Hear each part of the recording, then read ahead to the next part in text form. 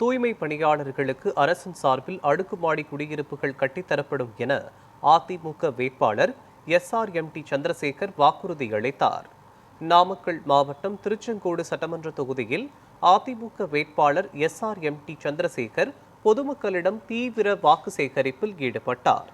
நகரின் 11 முதல் 15வது வார்டுகள் வரை வீடு வீடாக சென்று பிரச்சாரம் மேற்கொண்ட அவருக்கு பொதுமக்கள் மலர் தூவி ஆரத்தி எடுத்து உற்சாக வரவேற்பளித்தனர்.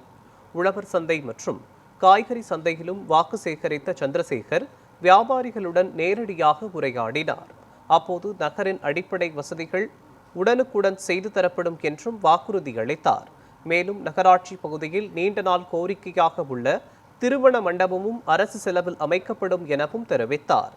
தூய்மை பணியாளர்களின் குடியிருப்பு பிரச்சினைக்கு முன்னுரிமை அளிப்போம் என்றும், எடப்பாடி பழனிசாமி தலைமையில் அதிமுக ஆட்சி அமைந்ததும் இந்த திட்டங்கள் நிறைவேற்றப்படும் என்றும் கூறினார்.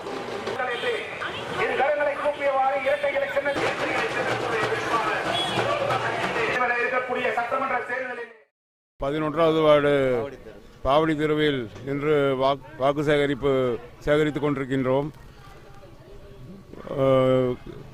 இன்று இங்கு இருக்கும் தூய்மை பணியாளர்களையும் சந்தித்து அவர்களின் குறைகளை கேட்டறிந்தேன்.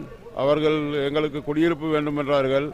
அது இதுக்கு முன்னாடியே சொல்லி அண்ணங்கிட்ட சொல்லி அவங்களுக்கு தூய்மை பணியாளர்களுக்கு அடுக்குமாடி குடியிருப்பு பண்ணி கொடுக்குறேன்னு சொல்லி அண்ணன் அவர்கள் சொல்லியிருக்காங்க.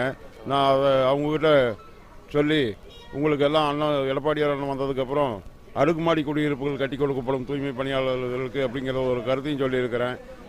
ரெண்டாவது, நகராட்சி பகுதியில் பார்த்தீங்கன்னாக்கா திருமண மண்டபம், கல்யாண மண்டபம் கவர்மெண்ட் செலவில் இதில் கல்யாண மண்டபம் கட்டி கொடுக்குறதாகவும் அண்ணன் சொல்லியிருக்காரு. இது ரெண்டும் பொதுமக்கள்கிட்ட நான் எடுத்து சொல்லி என்னுடைய வாக்கு சேகரிப்பில் ஈடுபட்டு இருக்கேன். இடைவேளைக்கு பிறகு செய்திகள் தொடரும். இணைந்திருங்கள்.